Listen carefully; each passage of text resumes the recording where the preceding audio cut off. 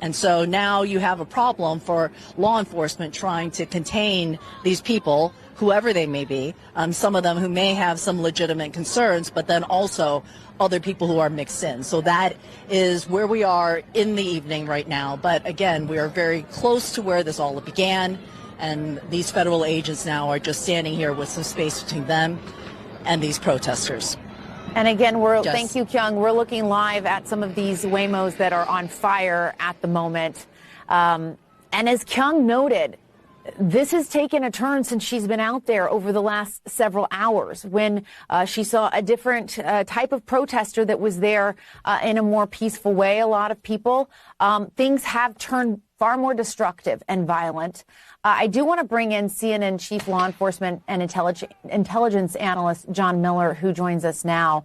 And John, we were talking about this a little earlier during our broadcast, which is kind of when you start mixing groups, that there are people who are true peaceful protesters who believe in a cause, who are doing this the right way. And then sometimes there are others that just take the moment and use it to inject destruction and chaos. Well, and you're seeing some of that here. You have purely protesters for immigrant rights, for migrant rights, protesting against the government action.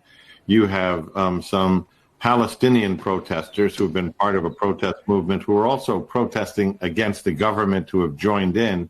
And then in the background, you have some experienced anarchist groups that are very adept at protesting, but also adept at moving within the crowd and then breaking away to do things in terms of property damage and other things that are more provocative than many of the protesters who showed up might have been intending on. And it's exactly as you describe. It's a mix that moves as one, but isn't necessarily all together in terms of what their intentions are.